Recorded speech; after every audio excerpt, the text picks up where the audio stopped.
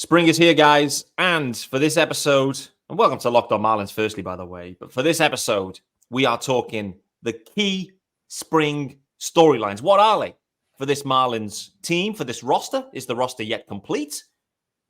Tons to get into. Tons and tons to get into.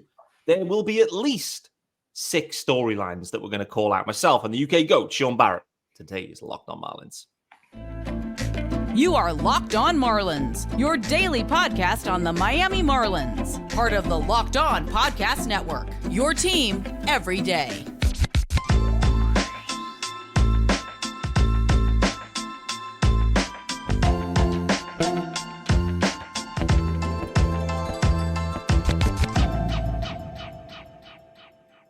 Greetings from England and welcome to Locked On Marlins. It's your daily Marlins pod. I'm your host, of course, Peter Pratt.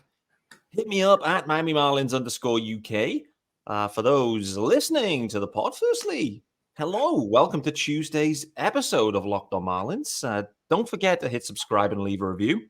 Of course, this is your team every day, and thanks for making Locked On Marlins your first listen of the day. Where else would you be? How else could you get your day started?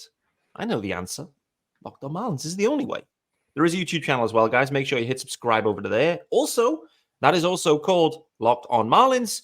It's Tuesday, but the UK GOAT is in the house. Sean Barrett is back, baby. Sean, how are we doing? Yeah, I'm doing well, Peter. You're right. Spring has officially sprung. The weather's improving over here. Yep. We've got games of baseball happening this week. We've got those chain link videos that we all desire. So, yeah, spring is here for sure. Yeah, you seem fulfilled. Like, I can feel the spring in your step. Like, we're a couple of 100 miles away. Nearer than most people listening to this podcast anyway, but I can feel it in your voice, mate. I can see it in your eyes that, you know, you've been teased with chain link fences this week, and it's got the juices flowing, I guess. You know, where does this, in your kind of like, if you think of like your annual, the things that happen, the things you get pumped about, and, you know, you're a big Dolphins fan as well, like, where does this week in particular kind of rank for you? Or like out of 10, like how pumped are you at this phase? You know, that kind of first week back to spring, chain link fences, you know, hyperbole kind of really ramping up, I guess. Yeah, I mean, as far as sports go, for me, baseball is obviously number one, and it's by and far number one. And funnily enough, number 2 actually starts off this week as well with Formula One testing starting. So this week for me in sports really is, the coup de grace. Yeah, you're alive. Sean Barrett is alive. To be fair, for those, and well, no one else listening to this apart from Alan Witz is in this group chat, but the group chat during the Super Bowl, I would say there were some serious question marks if Sean Barrett was going to make it out alive watching that game. Boy, oh boy, some of the ciders that were being consumed were particularly potent. So I'm personally glad to see Sean still here. What was the phrase you used? Like the volume per pound ratio or something in terms of the strength of those ciders you were on. So good on you, mate. It's great to have you back. This episode is brought to you by our good friends over at FanDuel. And you can make every moment more. New customers join today and you'll get $150 in bonus bets if your first bet of $5 or more wins. Just visit FanDuel.com/lockedon to get started. All right, guys, and as I've already teased out, this episode is primarily myself and Sean, and this has the potential to be a double episode, a double parter, by the way, but we are going to be digging into and projecting outwards the key spring storylines. Like, what are the key storylines for the Marlins?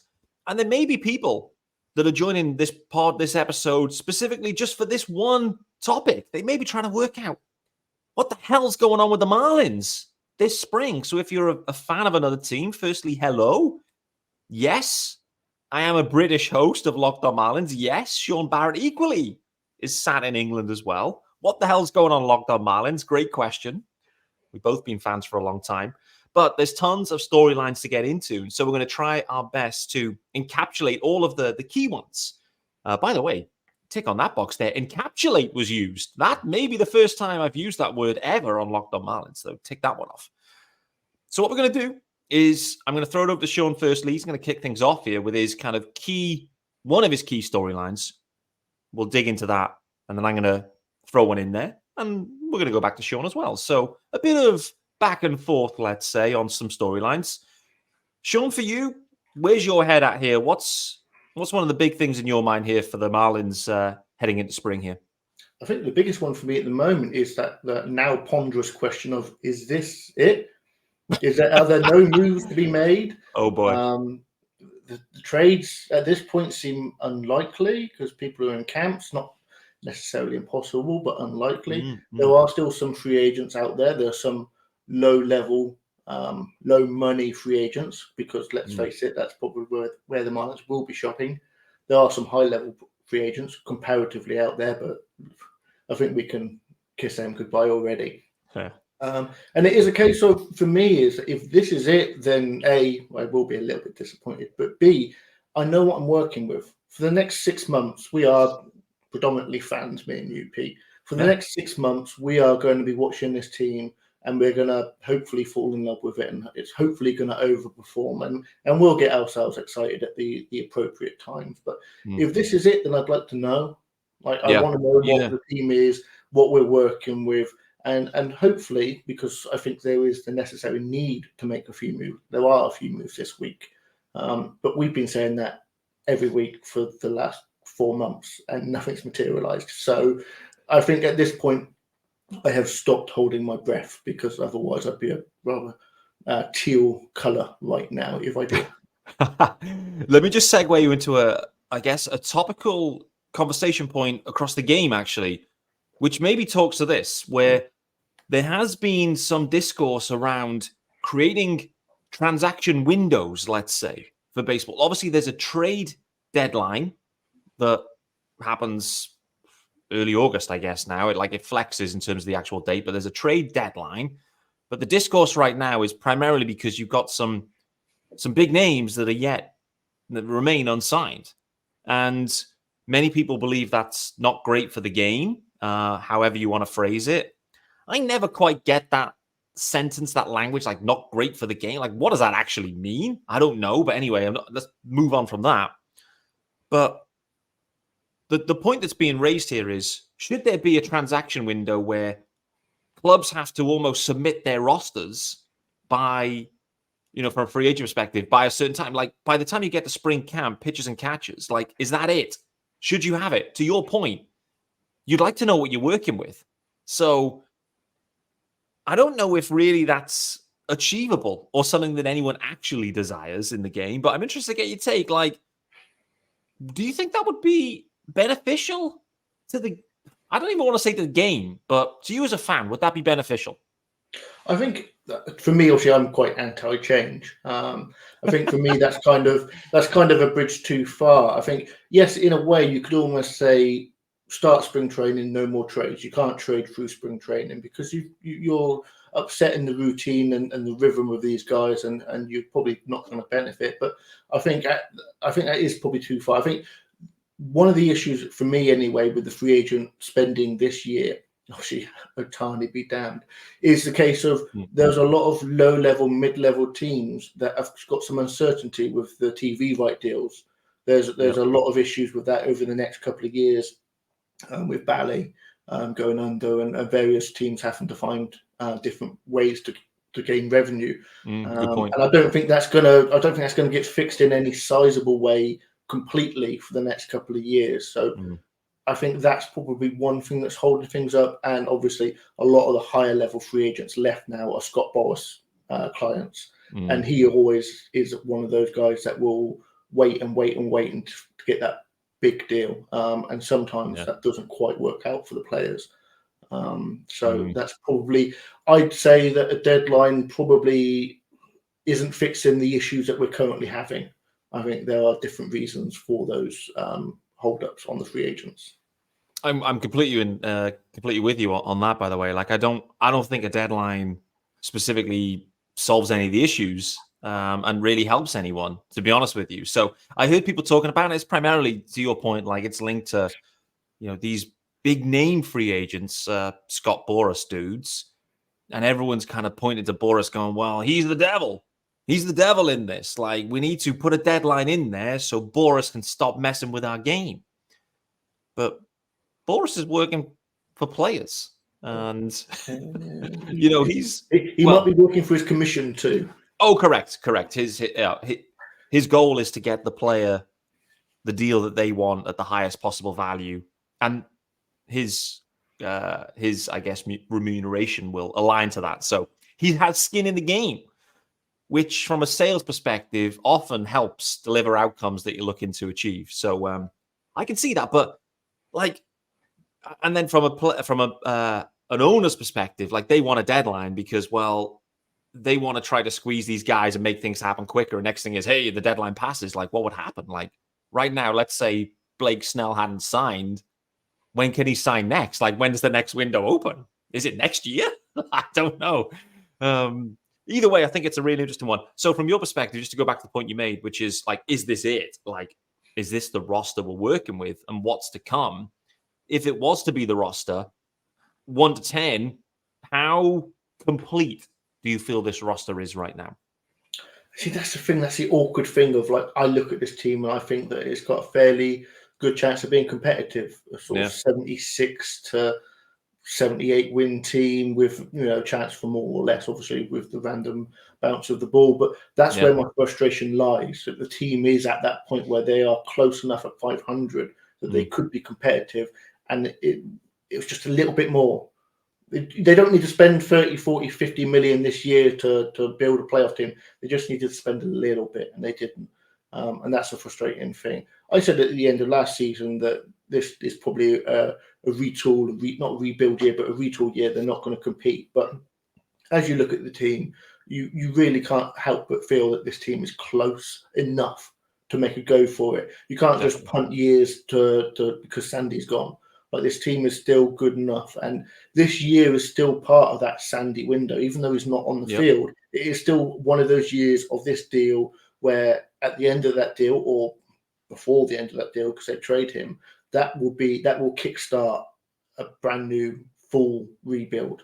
So punting on a year inside that window is inexcusable in my eyes. But as I said, that's the awkward thing. This team is just good enough to get me excited, just good enough to win enough games to keep us in it. But ultimately, without a few more moves, probably will be in for no reason. Yeah, I guess so. Thinking about this storyline specifically, and also the news that's kind of been lingering and knocking around the last couple of days. One of the storylines is, and this links to my one, so I'll kind of segue us into this after the ad, but I'll just kind of call it out. The Marlins are talking to Tim Anderson at this point, so we haven't spoken directly about this topic. From your perspective, like, how are you feeling about Tim Anderson? How are you feeling about that fit? How are you feeling about him generally? Like, it's clear the Marlins are looking to give him a 1-year deal, like only a 1-year commitment, maybe some options or something into that, but they're looking to minimize their future commitment here with Tim Anderson. So at this point, how are you feeling about him as a fit? If it was to be a 1-year deal, let's say. Yeah, I mean, at this point, a 1-year deal, probably sub 5 million. To me, Tim Anderson has had a very consistent career. He is what he is. He's got 20 power, 20 speed. He hits for an unusually high average given his contact rates, but seems to make it work. Had one down year. And if you look at some of the players that were with the White Sox last year, that's not in a vacuum. Quite a few people had a bad year. It was a bit of a toxic place.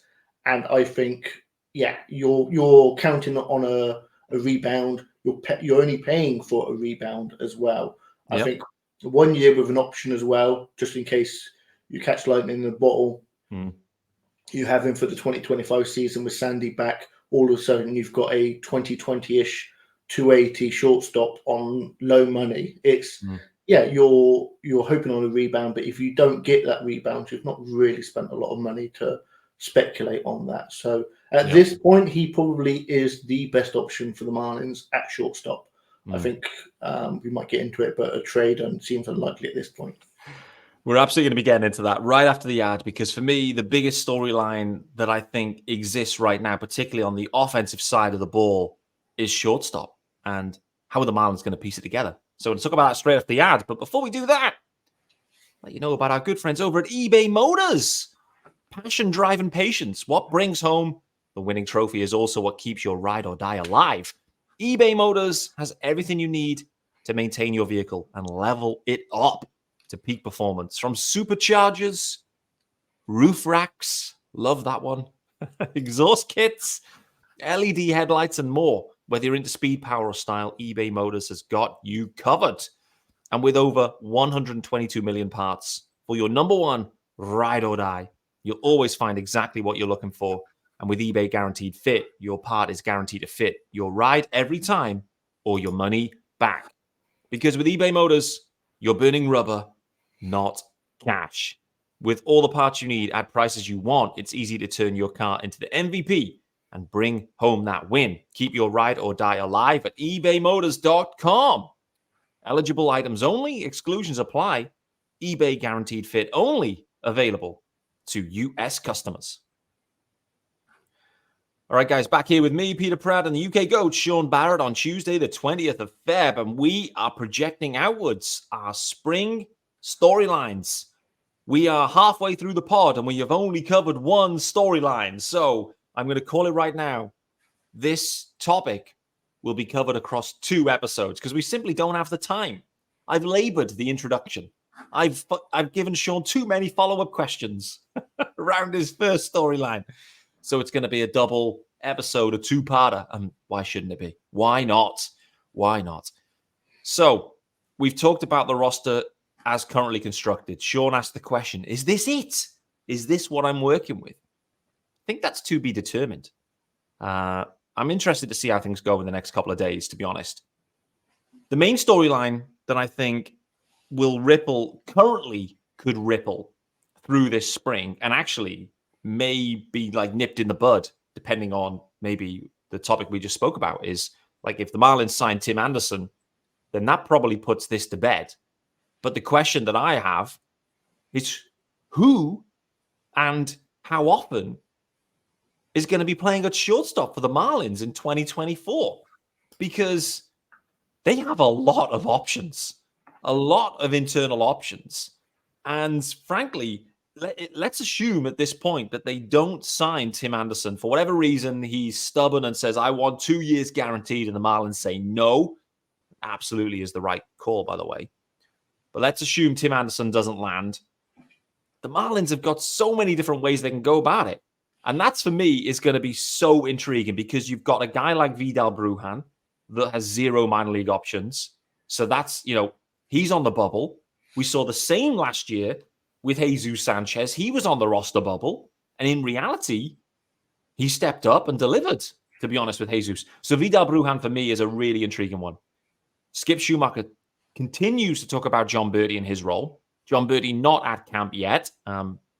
His wife just gave birth, I believe, or is just about to. So he's not yet with the team. But John Birdie has basically been mooted as the starting shortstop, let's say. We know what his role is best served as, and it's a super util guy. You've got Xavier Edwards talking about things in the offseason to say, listen, I was struggling with my arm a little bit last season. It's something I'm working on. I'm expecting to come in healthy. Can Xavier Edwards step up and win this role? Jacob Amaya's sitting there thinking, well, they traded for me to be the starting shortstop. Should I not be the starting shortstop? They've also added a Peter Bendix special in Tristan Gray, who Peter Bendix has reached out to directly and managed to convince to join the Marlins after having, 30 home run power at the shortstop position. That is extremely enticing. Sean, there is a lot going on at shortstop. Frankly, the Marlins have got 19 second basemen and 0 shortstops. That is at the root of this problem. They don't have a shortstop, fundamentally. Jacob Amaya, I think, is probably the best defensive shortstop. But where's your head at with this shortstop situation, mate? For me, it is the main riddle that the Marlins have been trying to solve. They've obviously been trying to do some stuff via trade. That hasn't quite worked too. Again, it goes back to your point. Is this the roster? If it is, then, how's this going to play out? Like, let's again assume Tim Anderson doesn't sign. Like, is this going to be down to who performs in spring and shows it? Like, are people literally just going to be trying to win jobs like Jazz and Isan a few years back? Is that what we're expecting? What I find funny is you named an encyclopedia of players, and still there are more with Nick Gordon as well on the spring training invite. So forgot about Nick Gordon. Yeah, for me, John Bertie is obviously 1A, if you can quite put it that way, Mm-hmm. in this now. He's going to get, if healthy, 400, 450 at-bats, similar to what he's done the last couple of years. Yeah. And at this point, yes, we all like him as that super util guy, but he always falls into 400 plus at-bats. So can you really call that super util, or is that just a player that is in your rotation, your depth rotation? Mm. Yeah, Buhan is probably going to get a spot on the roster. I think it's very much a case of his job to lose, which says to me that he probably will be on the roster, although that was, as you said, with the Jazz and Isan Diaz situation. It was Isan Diaz's job to lose, and he certainly lost it. He definitely did. And I think Amaya would be the next guy up. I think he is probably the more accustomed to being the shortstop. And I would choose that over Edwards personally. I haven't seen Gordon enough to make a determination, but yeah, ultimately this is a huge question of the spring, because we just don't know, do we? No. It's going to be a case of the spring will decide, and so for me, yeah, that is the one that I'm going to be keeping my eyes on. I think what's really intriguing about this too is the way the general infield is made up to. If you consider, I mean, say what you want about first base defense, but Josh Bell's over there at first base and he's fine. Clearly not elite, let's say. Luis Arias is at second base. Definitely not elite by any stretch. The eyes say he's better than the stats say, but the stats say he's a below average second baseman. But I can't really remember him struggling there. But nevertheless, you've got Jake Berger at third base. And again, the eyes to me said he was fine, but the numbers say that he isn't. So for a team that, when I think of the mantra of the Marlins, was pitching and defense, baby, and so much more is being placed on the infield guys because of the rule changes. The pitchers are having to work faster. There's less shifts. Like, all of a sudden, the Marlins look like they've got a seriously below average defense here. And so I do wonder just how much the shortstop defensive ability plays into this. Like, is that really going to help maybe a Jacob Amaya? Could he ascend out of nowhere here? Not out of nowhere, but do you know what I mean? Like, they just think, listen, the numbers say we need a shortstop, a stud defensive shortstop. Like, this is a different organization now, and they're going to be looking at things differently than they ever have done before. And Wendell was okay and actually performed above average, I would say, to be fair. His stick wasn't. And so from a Marlins perspective, they were able to make the postseason, even though they had one of the most putrid sticks ever at shortstop. But the defense was fine. And so is that going to be the determining factor here? And actually, is Jacob Amaya maybe the leading candidate here, who is the one true shortstop in this organization at this point? I don't know what Tristan Gray's like, and I don't really know what Nick Gordon's like, which to me is why this storyline is so intriguing. Like, I know what we get with Birdie, but Birdie's not going to be there every day at shortstop. He just isn't. Like, his role is a different role to this. So I'm looking at this thinking, can Jacob Amaya just take this opportunity? Or is Tristan Gray any good? Or is Nick Gordon? Or does Jazz Chisholm move back into the infield and we give Jazz a role at shortstop? I don't know. Sean, so many different ways to go. Let's assume no more moves. Who has the most starts? I'm not going to say who's on the opening day shortstop because, I think that could be Birdie. It's possible it could, because it kind of de-risks it a touch. But current roster, no changes. Marlins are relatively competitive all season. Who has the most starts at shortstop, in your opinion? I think it is Bertie. I think that's just the logical situation with Buhan taking presumably the opening day spot over Amaya. I think elite shortstop glove is probably a bridge too far. He is an shortstop rather than a guy playing at shortstop. So he's fine there. He's good. He's a major league shortstop defensively. The stick will be dependent. I mean, obviously, if he has an absolutely insane spring and follows it into the new year, then Bertie might transition into that super util spot. But again, the Marlins have many super util guys at the moment, which speaks to the off season, I think. But ultimately, Bertie has that opening track. He's got that track record. We know he's got the speed. Obviously, it's not getting any younger, but I think he's still got a few more years of that speed because he is so elite. So for me, yeah, he probably ends the season with the most games started at shortstop. Okay, good shout. I don't know how it's going to go, to be honest with you. I'm closely watching, and who's taking reps in games. I'm going to be closely watching this situation. I'm all in on Bruhan, all in on the speed for certain. And I feel like they've traded for him to be on the roster, so I think he's making it. It's just like, to what's his role going to be? Is it a bench guy? But bench means, and Skip spoke about this today. Man, I'm going off on a few topics. We've run out of storylines. We've only got 2 storylines out of a full episode. So we're gonna have to cover 4 storylines in the next episode. So stay tuned for that one, guys. We'll move at a faster pace. But Skip today spoke about the DH spot, and what he was talking about was the fact that he's looking to use it. Basically, how Donnie phrased it, of like basically a way to cycle dudes around to get them off their feet. So the Marlins, they don't have an obvious DH, maybe in some ways on the roster. Skip's making noises like they're going to cycle dudes around, and that's what they're going to do. And so I'm not convinced of that situation. I did put it out on Twitter to say, like, do any of the good teams actually do that? I'm not certain. Like, when I think of the Braves, I always look at the Braves. What do? They don't change their lineup any days, to be honest. They just plumb the same dudes out there. Their best 11 is out there. I know it isn't 11, but you know what I'm saying. So I don't know how this is going to play out, mate. I think it's a really interesting situation. What's your take on that DH query, by the way? Just using it as basically a way to rest a everyday player, but keep the stick in the lineup.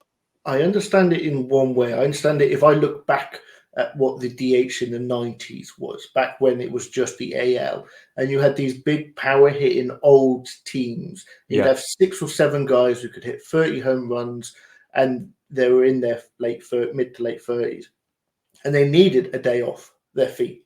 Yeah. I don't see many bats in the Marlins depth chart at the moment that deserve to stay in the lineup because of their sticks so powerful that they need to be in the lineup. For me, the Marlins could add 2, maybe even 3 major league bats, and that would still be the case. So it's a bit of I think it's a bit of a cop-out, isn't it? We haven't got an actual DH, so we'll say we have to cycle these guys around. Yeah. The Marlins aren't an old team by any stretch of the imagination. If you need to get them off their feet, use the bench. That's what it's there for. Not the DH spot. It's supposed to be a primary power production and run scoring position. Not as a glorified bench. Come on. I mean, it was fine in Don Mattingly's days because, I mean, the roster maybe wasn't quite as good and the Marlins weren't supposed to be as competitive. But I don't know. I mean, Skip's he's got to answer the question. He's answering the question. I'm not sure he truly believes that that's what he wants, to be honest. The interesting part, though, was the fact that he said he didn't, lean into one of the guys. And I think one of the guys that he could have lent into was, well, are you forgetting Avisel Garcia's on this run? You know what I mean? He could have lent into Avi at that point to give him a little of a boost and, tip the cap maybe to what Avi's role could be. But, lo and behold, that wasn't happening. And to be honest with you, the guy who should be DHing, if you think of the outfield mix, is Brian De La Cruz. Like, if you want a guy off his feet and not in the outfield, Brian De La Cruz should be DHing, to be honest with you, because he not good in that outfield spot, not good on the base. I know he said he's been working on it, but, I'd prefer Avi there in left field, to be honest with you, over Brian De La Cruz, to be honest. Like, Avi normally is fine in the corners. So, anyway, we've come to the 30-minute mark, and I haven't even done the second ad. So I need to do the second ad because I've completely botched this timing. So apologies for that. But it is a 2-parter. And this episode is brought to you by FanDuel. Get buckets with your first bet on FanDuel, America's #1 sportsbook. Even botched the ad. Because right now, new customers get $150 in bonus bets with any winning $5 bet. That's $150 if your bet wins. Bet on all your favorite NBA players and teams with quick bets, live same-game parlays, exclusive props, and more. Just visit FanDuel.com/lockedon and shoot your shot. FanDuel, official sportsbook partner of the NBA. Guys, are going to wrap it up there. We've hit the 30-minute mark.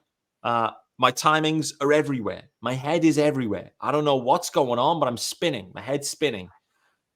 Sean Barrett is going to be back for the second part of this because we've got more storylines than just a single one. And I promise to do less talking on the next episode. Guys, thanks for making Locked On Marlins your first listen. We're back tomorrow. We're going to put forward 4 more. Yes, 4 more within 30 minutes. Spring storylines to look out for from the Marlins. We look forward to seeing you then.